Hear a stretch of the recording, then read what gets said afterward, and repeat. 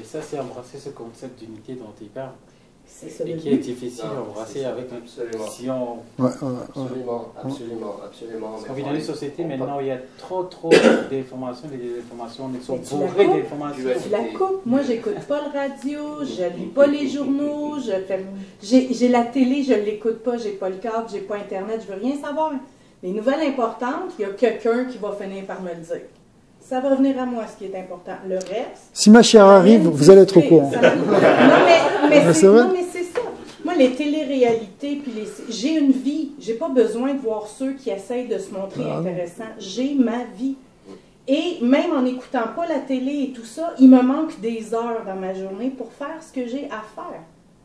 Et je sais même pas ça fait combien d'années je peux aller dans une boutique puis tout ça, mais j'en ai rien à cirer. Je sors plus dans les bars, j'en ai rien à foutre. Je m'en fous. C'est comme le monde qui dit « Oh, mais là, il pleut encore. » Et même si tu chiales, ça va changer quoi? Rien. Accepte-le, c'est tout. Avec en plus l'option que comme c'est une bénédiction. Oui, mais bon, tu sais, ok, mais les légumes, les fruits vont coûter plus cher. Ça fait partie de la vie. C'est comme ça cette année. On n'y peut rien. Alors, c'est comme ça. Il faut arrêter de filtrer la société d'aujourd'hui. Moi, je trouve qu'elle est malade, la société. Donc, moi, ce que je fais, c'est que je me retranche. Ça fait 10-15 ans que je me suis retranchée. Puis là, je disais, mais je fais nulle part, je suis pas normale. Puis tout le monde me disait, mais t'es malade, t'es une antisociale. Mais je me rends compte que je n'étais pas dans la bonne communauté. Pas en tout pendant tout ce temps-là. Moi, j'étais carrément à côté de la plaque, là. Mais c'est tout le monde autour qui sont à côté de la plaque. C'est pas moi. Et je suis contente de voir que je suis normale. Donc moi, je me pose plus ces questions-là. Non, c'est ça. C'est comme ça. Mais c'est sage parce que c'est vrai que des fois on se plaint, on regarde le monde extérieur, mais qu'est-ce qu'on fait nous pour changer ce monde? On ne fait pas grand-chose, mais la seule chose qu'on peut faire en général déjà, c'est se changer soi-même. Voilà. Si tu fais du bien sur toi, si tu fais du bien autour de toi, même si tu as l'impression que bon, ben, c'est insignifiant, puisqu'il y a des hommes d'État, il y a des milliards de personnes, mais en réalité, non. Tu fais ce que toi, tu as à faire avec les forces que tu as. Et c'est ça qu'on doit faire. Plutôt que de rester, si je suis ce que vous dites, c'est-à-dire plutôt que de rester spectateur d'un monde qui se dégrade et à le critiquer, mais finalement, on ne fait rien. Alors que le peu qu'on fait, eh ben, d'abord, on ne sait pas quelle est la valeur, ça rejoint ce qu'on dit sur l'existence. On sait pas. Des fois, tu fais une mitzvah, tu ne sais pas quel impact ça a. On ne sait pas, vous savez, d'après la Kabbalah, on ne sait pas du tout quelle est la répercussion d'une mitzvah. Extérieurement, on peut dire, bon voilà, par exemple, tu aides une personne, bon bah tu as aidé cette personne, ça fait du bien, etc. Mais en réalité, étant donné que les mitzvot, elles ont une dimension justement, puisqu'elles viennent de Dieu, elles viennent de la révélation divine, eh bien, elles ont une force spirituelle qui agit au-delà du plan physique. Et ça peut avoir une répercussion. Des fois, tu peux étudier quelque chose, tu peux faire une mitzvah ici, peut-être au Canada, et tu aides quelqu'un peut-être de l'autre côté du monde. D'accord ? Pourquoi quand tu fais une prière, cette prière, elle fonctionne? Parce que ça s'inscrit dans le monde subtil, dans le monde caché, et puis après, ça peut se redévoiler quelque part. Eh bien, c'est la même chose quand on fait des mitzvot. Donc, c'est sûr que la pire des choses qu'on pourrait faire de nos jours, et on a tous cette tendance, c'est rester spectateur et des gens qui critiquent en disant bon, il faut être informé, etc. Mais finalement, tu fais rien. Ce qu'il faut, c'est au contraire, fais ce que tu as autour de toi, aide une personne, fais du bien autour de toi. Ah, ça passe pas à la télé, mais c'est pas grave parce que ça, c'est beaucoup plus, ça peut changer le monde. Ça peut changer le monde. Et bon. Voilà, bon, ça c'est le message, c'est un message très important de la Torah, effectivement. Il faut pas, et ça rejoint un peu ce dont on parlait avant, c'est-à-dire le problème de la conscience de l'extérieur des choses, elle peut être aujourd'hui dans une conscience où c'est finalement une virtualité des choses qui apparaît le réel, d'accord. C'est-à-dire que tu parles de télé-réalité, mais la télé-réalité c'est pas de la réalité, c'est une fiction. C'est une fiction où on joue un rôle dans la vie et où on est des acteurs d'une vie qui n'existe pas finalement, où les gens vont pouvoir se projeter, mais qui est fausse. Enfin, tout le cinéma est basé là-dessus. Mais même la télé-réalité, c'est la même chose en vérité, en faisant des scénarios qui apparaissent comme réels, mais qui sont en fin de compte qu'une image d'une réalité. D'accord ? Alors cette image de la réalité, aujourd'hui on est dans la civilisation, plus on a dépassé en quelque sorte la civilisation matérialiste, on est dans la civilisation de l'image. Dans le virtuel, c'est de l'image. Et c'est un grand piège, parce que c'est en fin de compte quelque chose d'encore plus... c'est un niveau d'exil, si vous voulez, par rapport à ce qu'on a dit sur l'exil de l'humanité, qui est parti dans la conscience de la dualité et de l'extériorité. C'est encore plus, parce qu'on est... on peut rentrer dans une conscience purement imaginaire. Et si on rentre dans une conscience imaginaire basée sur l'image, alors là, c'est un niveau d'exil, on est encore plus éloigné de notre source, de ce qu'on est, de notre essence. Et donc, ça revient à l'idolâtrie, si tu veux, toujours, parce que l'idolâtrie, c'est ça, par définition, c'est donner trop d'importance à quelque chose qui nous semble être autre chose que Dieu, si vous voulez. Alors là, oui, effectivement. Alors après, dans l'idolâtrie, il y a l'idée d'avoir un comportement idolâtre. Mais déjà, il y a une conscience idolâtre, en quelque sorte. Parce que... C'est pour quelque chose de matérialisé, quelque chose qui existe dans votre conscience, je pense. Peut-être aller sur Instagram et voir, je sais pas, tel ou tel a fait ça, mais c'est pas... Mais bien sûr. C'est pas réel, c'est pas réel. On apprend quelque chose de vrai, de conscient. Et... Ben, c'est comme quand tu vas voir un film de fiction. Tu le prends aussi, pourquoi tu réagis, tu as peur pour le héros, tu as mal pour lui, etc. Pourquoi il n'existe pas, c'est juste un scénario. Mais on a du mal, il faut nous parfois un travail pour dire, mais non, mais c'est rien que des acteurs. Mais sur le coup, quand tu plonges dedans, tu es dedans. D'accord. Mais alors maintenant, tu te dis, mais là c'est une histoire vraie qui est marquée sur Instagram, ça a l'air d'être une histoire vraie. Mais en fait, ça reste une histoire quelque part. D'accord. Alors c'est compliqué parce que c'est une histoire vraie, donc il y a quelque chose de réel évidemment. D'accord. Mais est-ce que toi tu vis au travers simplement d'un récit, d'une histoire, de quelque chose qui se passe, ou qu'est-ce que tu fais toi dans le réel? C'est ça la vraie question. D'accord. Alors. Mais encore là, le réel, c'est pas nécessairement juste ce qu'on perçoit par nos cinq sens. Mm-hmm. C'est pas juste la rue sur laquelle ma voiture est stationnée. C'est pas ça tout à fait la réalité. Il y a tout le subtil qu'on a perdu contact avec et qu'on ne voit plus. Et qui est le véritable réel, bien sûr. Et voilà. Mais ça, tu sais, aujourd'hui, j'ai regardé un cours de Nissim Haddad sur le rêve là, à Torah Box. Ça va vraiment répondre à plusieurs de tes questions, je pense, avec la Neshama qui sort, qui revient, le Nefesh, retourner à la source. C'est vraiment très bien expliqué. Tu rechecker ça. Là. Ça va vraiment, je crois, répondre beaucoup à beaucoup d'affaires. Tu veux dire quelque chose? Oui, c'est un peu compliqué aussi, parce que vu que tout est Dieu, tout est un, c'est quelque chose qu'on perçoit de pas vrai, ça reste Dieu pareil, vu que c'est lui. Ouais. Ton rêve ou quelque chose que tu... Même l'idolâtrie, quelque part, est-ce que ce serait pas... Il y a un verset des psaumes qui dit que au temps futur où on va sortir de cet exil, et cet exil à comprendre pas simplement l'exil d'Israël, mais l'exil de l'humanité, alors le verset dit « Aïnou kecholmin » on se verra comme des rêveurs. C'est quoi des rêveurs? C'est-à-dire comme quelqu'un qui se réveille d'un rêve. Quand tu es dans le rêve, tu es en train de rêver. Ce rêve-là, c'est ça ta réalité maintenant. Tu le vois, tu as l'impression que tu avances, tu rentres dans une maison, tu fais quelque chose. Même si c'est pas exactement comme... c'est pas la même conscience que celle qu'on a dans la conscience d'éveil. Les choses peuvent être déformées, peuvent être différentes, elles peuvent changer d'un instant à l'autre. Mais tu es dans le rêve. Et puis quand tu te réveilles, qu'est-ce que tu dis? Ah, mais c'était qu'un rêve. D'accord? Des fois, tu as un rêve qui te gêne, etc. Il était tellement fort, mais c'était qu'un rêve. D'accord? Eh bien, toute l'existence là qu'on voit comme 6 millénaires, qu'on voit pendant toute cette période de l'exil de Adam, eh bien, quand on va en sortir, on va dire, mais waouh, c'est comme si on se réveille d'un mauvais rêve. D'accord. Alors, le rêve, c'est un cauchemar, bien sûr, c'est un cauchemar. En même temps, on n'a pas la clé pour se réveiller quand on veut aussi. C'est ça, c'est-à-dire, oui et non. C'est ça ce que, d'ailleurs, il n'y a pas que le judaïsme qui parle de ça, de la notion d'éveil. D'accord.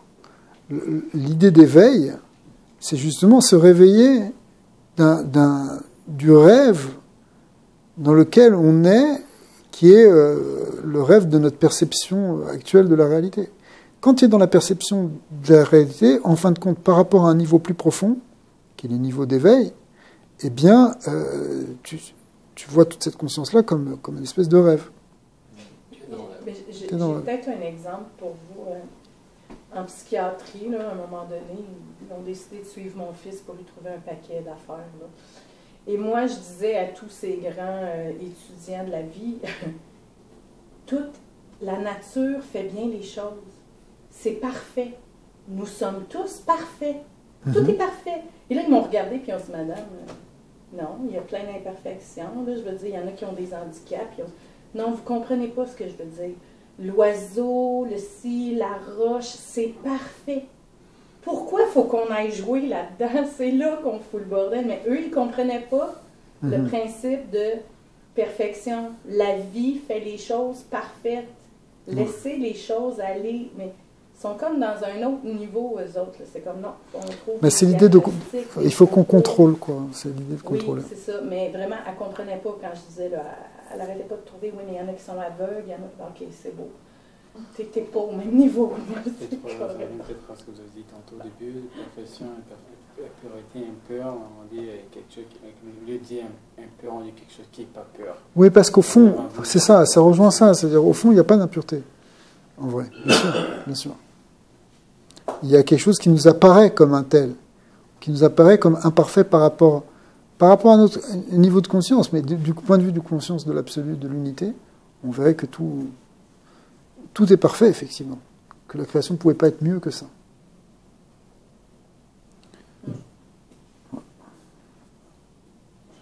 Non, mais le mal. Hein ? Le mal. Ben, le mal, il vient parce qu'il y a un voilement du bien. L'idée de bien et de mal, c'est pas qu'il y a deux choses qui ont été créées, le bien et le mal. Le bien, en fait, c'est l'attribut suprême, si vous voulez dire, justement de l'infini et de Dieu. La plus grande chose qu'on peut dire de Dieu, c'est justement qu'il est bien, qu'il est le bien, avec un grand B, si tu veux. Pourquoi il est le bien? Parce qu'il manque de rien, parce qu'il justement, il est dans la perfection de l'infini. Et dans cette perfection-là, bah, forcément, on ne peut pas parler de mal, puisque justement, tout est parfait. Donc il n'y a rien qui est mal. D'accord.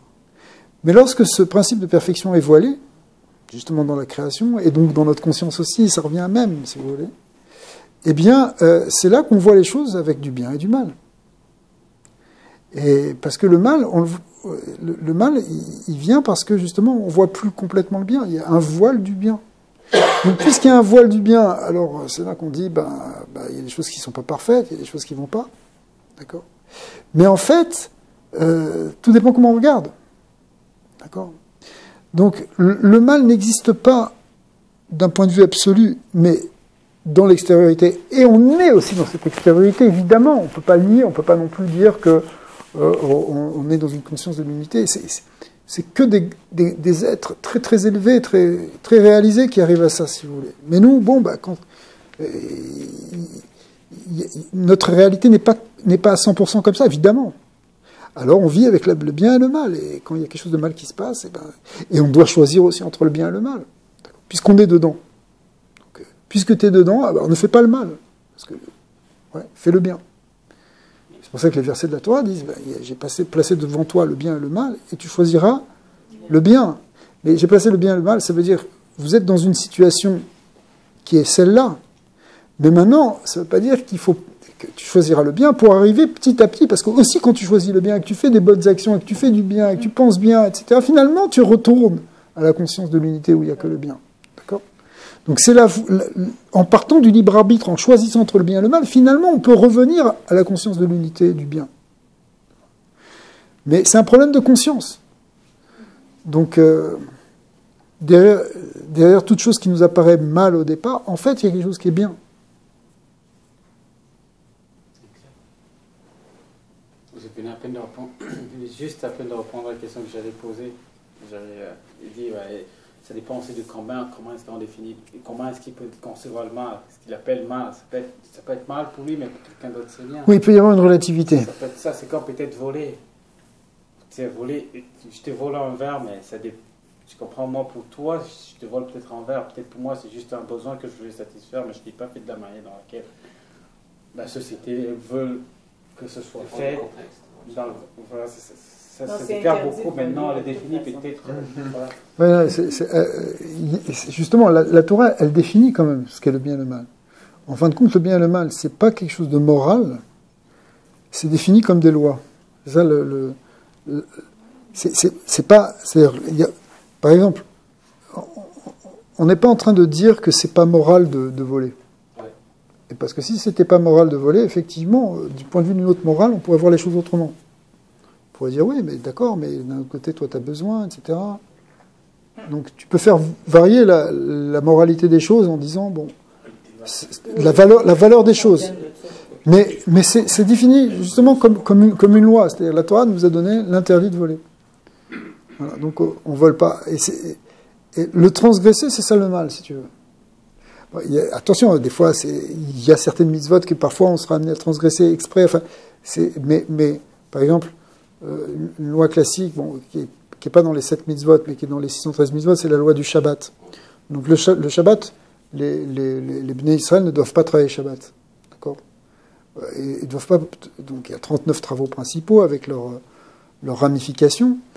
Bon, mais il y a certains cas où il faudra transgresser le Shabbat. Par exemple, en cas de danger de vie ou de mort. Pourquoi ? Parce qu'on apprend d'un verset qui dit « Vechai bahem », tu vivras dans le Shabbat. Donc de là, on voit que le principe de vie est plus important que le Shabbat. Donc ça veut dire, si quelqu'un est en danger, on transgresse le Shabbat pour le sauver. D'accord ? Mais tout ça, ça se détermine en tant que loi. Pas parce que nous, on a la morale, on dit, pour un, c'est plus important la vie que le Shabbat, ou pour d'autres, c'est plus important la loi que le Shabbat. Non, c'est pas pour ça, c'est parce que c'est les lois qui fixent les définitions, si tu veux, du bien et du mal. Tu vois ? Donc à un moment, ce sera pas bien de transgresser le Shabbat, à un autre moment, ce sera bien de le faire. Au contraire, ce sera ça la mitzvah de le faire. Parce que c'est défini en tant que par une loi. Tu vois ? Alors, par exemple, dans l'exemple que tu donnais en premier, avec l'idée de tuer quelqu'un si on risque de se faire tuer, on pourrait. Alors là, il n'y a pas cette variation-là, comme on a vu pour le Shabbat. Il n'y a pas ça. C'est que ça a été défini comme une barrière infranchissable. On n'a pas le droit de tuer. Ce qui est infranchissable dans ce cas-là, bien sûr. Parce qu'il y a d'autres cas où on peut tuer. La Torah interdit de tuer, mais par exemple, pour la légitime défense, ou dans un cas spécial de guerre qui est justifié, on peut tuer. Ouais. La personne m'a expliqué ça dans ce sens-là aussi. Ouais. Maintenant, ça ne veut pas dire qu'on a plaisir à tuer, qu'on veut tuer, etc. Mais ça veut dire, tout ça aussi, ça va être défini par une loi divine, quelque part. D'accord ? Donc, par ce chok. C'est ça qui va statuer si c'est bien ou si c'est mal. D'accord ? C'est pas une morale. Donc, ça aussi, c'est pour nous, c'est important pour pas mélanger complètement le bien et le mal. Est-ce que je peux donner un exemple concret ? Moi, je travaille en prison. Et le juge applique la loi pour tout le monde indifféremment. J'en ai un qui est en dedans parce qu'il a volé du fromage, parce qu'il avait faim, parce qu'il voulait manger, parce que son argent, il le met dans la consommation. Le juge n'a pas dit « Ah, mais je te comprends, tu avais faim, tu as pris du fromage, c'est correct, va-t'en chez toi, recommence plus. » Non. Il a dit « Tu as volé. Donc, la loi dit c'est interdit de voler, voici ce qui va t'arriver. » Maintenant, moi, quand je travaille avec ce gars-là en dedans, il a déjà été jugé, il a eu sa sentence. Moi, c'est de lui faire comprendre. C'est triste que tu sois en prison parce que tu avais faim. Donc, il faut que tu saches qu'il y a des aides alimentaires. Mais 2, c'est quoi le grand problème qui fait que tu ne peux pas te nourrir? Ah, mais j'ai un problème de consommation. Peut-être que si on règle ce problème-là, tu n'auras plus besoin de voler pour manger. Mais ça ne t'excuse pas que tu avais faim d'avoir été volé. Ça n'excuse pas. Tu n'as pas le droit. Donc, c'est un peu ça aussi. On ne peut pas, mais là, c'était bien, il y avait faim. Non, tu n'as pas le droit. Point barre. C'est comme ça. C'est fini. Au final, je vais revenir au fait que à la fin, il n'y a que la Torah qui dicte les conduites et les comportements. Ouais. Moi, c'est ce que je voulais dire, parce qu'à la fin, si on veut juste laisser ça... Ouais, absolument. Il y a un problème de société aujourd'hui, par exemple. Bon, ça touche un problème délicat. Par exemple, le problème de l'homosexualité. L'homosexualité, elle a été définie... Enfin, il y a des versets dans la Torah qui sont clairs, qui sont très clairs. C'est-à-dire, on n'est pas en train de... Alors, dans... La Torah interdit, c'est tout.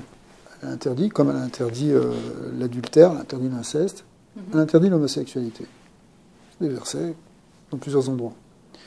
Maintenant, si tu traites les choses en termes de morale, au XIXe siècle, un homosexuel, il allait en prison en Angleterre.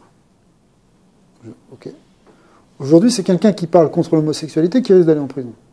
Pour discrimination, etc. D'accord ?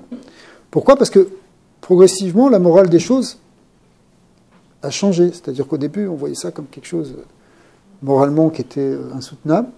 Puis finalement, on a commencé à être tolérant. Puis finalement c'est le contraire. On est arrivé à un changement complet. Pourquoi ? Parce qu'on se place du point de vue justement de la moralité. Au début, on pensait que c'était un vice, etc. Aujourd'hui, on pense que non, mais c'est quelque chose de naturel. C'est quelque chose qui est défini au niveau de l'enfance, etc. Et tu peux être aussi bien hétérosexuel qu'homosexuel. D'accord ? Comme ça qu'on voit les choses. Mais c'est parce qu'on a vu changer au niveau de la morale des hommes. La morale des sociétés a changé par rapport à ce sujet. Mais derrière ce changement qui est allé dans ce sens-là, qui peut repartir dans un autre sens, on ne sait pas. D'accord ? Comme tu vois par exemple dans les pays plus islamiques où on est contre, en tout cas officiellement. D'accord ? Donc ça peut varier d'un côté à l'autre suivant la morale des choses. Mais la Torah, elle a donné un verset. C'est-à-dire que... Alors, après que quelqu'un il a ce problème-là, c'est un problème qu'il devra régler, mais la barre, tu la fais pas changer, tu vois. Après, on ne va pas rejeter des pierres sur quelqu'un qui est homosexuel. C'est quelque chose... C'est un problème peut-être qu'il a, quelque chose qu'il a réglé, d'accord ? Mais la Torah a donné une référence claire, une loi claire. Et c'est ça qui va définir ici le bien et le mal, pas en termes de morale. Parce qu'en termes de morale, quelque chose qui était mal peut devenir bien. Mais en termes de loi, c'est quelque chose qui est immuable. D'accord ? Tu vois ? Mais je veux juste rajouter que la loi des hommes se base beaucoup sur la loi de la Torah. Parce que même si aujourd'hui, c'est permis aux homosexuels de se marier, d'adopter des enfants, dans le code criminel, la sodomie est toujours criminalisée. Et tu peux toujours faire de la prison pour ça. C'est toujours interdit. Oui, mais peut-être ça changera un jour. Non, moi je pense pas à cause sur les enfants, entre autres. Ouais, mais même ça. Oui. Tu sais, mais non, s'il vous plaît, dites-moi pas que ça va être toléré. Je ne peux pas l'entendre. Je peux pas. Malheureusement, c'est ce qui s'est passé en Grèce, à l'époque du déclin de la Grèce antique, où petit à petit, finalement, on a franchi toutes ces étapes. Alors bon, que Dieu préserve, bien sûr, mais ça c'est effectivement d'ailleurs l'expression d'une dégénérescence d'une société. Ouais, c'est ça. Complètement, c'est-à-dire quand on arrive à ces points ultimes, d'accord. Mais donc bon, c'est pas exclu que c'est pas puisque la morale change, tu sais pas où elle sera dans 20 ans, dans 30 ans. Tu pourras avoir des choses qui nous paraissent inimaginables maintenant, elles seront vues comme la norme demain. De même que ce qui est la norme d'aujourd'hui, c'était inimaginable il y a 5 ans. Ou même il y a 20 ans ou 10 ans. Bon, des fois, je suis pas sûre que c'est super bon. Donc, mais ce que tu dis, ce que vous dites sur l'idée là qu'il y a la Torah derrière, oui, théoriquement, c'est ça. Parce que dans les 7 lois des Bnei Noach, il y a l'idée une des 7 lois, c'est d'établir la justice. C'est-à-dire que les hommes fassent de la justice. Et effectivement, le repère de la justice, ça devrait être, ou c'est la Torah, c'est ça qui a été transmis. Il faut que les nations puissent là-dedans. Bien sûr, les codes de loi de la Torah, ou même le Talmud, ça peut aider énormément de choses. Pas simplement les Bnei Israël, il y a beaucoup. Il y a aussi une des lois qui parle de la sexualité. Oui, bien sûr. De la divinité, de la sexualité, comment c'est un acte divin qu'il faut Oui. Fait en sorte qu'il faut éviter plein. Il y a une sainteté à avoir, évidemment, dans l'acte sexuel. C'est pas que c'est quelque chose qui est banni, ou qui est vu de manière négative. Entre deux personnes. Mais ouais, il y a une dimension, puisque absolument, c'est l'idée aussi de l'unité et l'idée de ce qui donne la vie. Mais comment ça se fait que l'unité a été rompue par la dualité et la dualité est devenue le chemin de retrouver l'unité? Parce que c'est... Ouais, mais c'est ça, c'est de l'extérieur qu'on va revenir. On est deux, c'est une âme qui est devenue deux et qui redevient une et qui fait un être. Ouais, c'est tout le processus de la création de l'univers, exactement. Absolument. Bon, avec plaisir. Et l'impureté, je pense que c'est pas une bonne traduction. On traduit en français parce qu'on est pauvre de mots à côté d'hébreu, mais la touma, c'est pas... Comment on pourrait une bonne... Si on veut garder le mot d'impureté, il faut donner dans cette idée d'impureté l'image de trouble. Comme par exemple une eau pure, c'est une eau qui est claire. Une eau trouble, une eau impure, si vous voulez, parce qu'il y a des saletés dedans, alors ça manque de clarté. Donc l'idée de Touma, c'est l'idée de confusion, justement de mélange. La confusion du mal, bien et du mal, la confusion de la conscience. Quand tu es... Être impur, c'est justement ne pas être clair. D'accord ? Aussi la déconnexion. Alors ça vient de cette déconnexion. Au fond, ça vient de cette déconnexion. Il faut arriver à clarifier justement le fait qu'on n'est pas dans... qu'on vit pas... C'est-à-dire sortir de cette dualité, ça revient à ça, si tu veux. Ça revient à sortir du mélange. Le Etzadat Tova, la conscience du bien et du mal, c'est aussi le mélange du bien et du mal. C'est qu'on ne sait plus, voilà, on parle des valeurs, en fin de compte, tout est mélangé, tout est mêlé. Ça, c'est ça la Touma. La Touma, c'est quand tu es plus clair, quand tu sais plus. Tu crois que tu sais. Ouais, on est en plein dedans. Mais on est en plein dedans depuis qu'Adam est sorti du Gan Eden. Mais c'est vrai qu'on l'est encore. Par certains côtés, on a l'impression qu'on l'est encore plus. Le déluge, apparemment, c'était pire que je... Voilà, c'est ça. Mais peut-être pas si pire. J'étais pas. Mais... On n'est peut-être pas si loin de ce qui se passe avant le déluge. Mais bon, il faut être positif et optimiste, au contraire, parce que on pense que c'est dans le moment où les choses ont l'air le plus dégradées que c'est là que la Yeshua, la Géoula, la délivrance apparaît. Mashiach vient. Le verset qui est employé par le prophète, c'est Matzmir, Yeshua. Dieu fait pousser la délivrance. Et Rambam dit que c'est comme un processus de croissance végétale.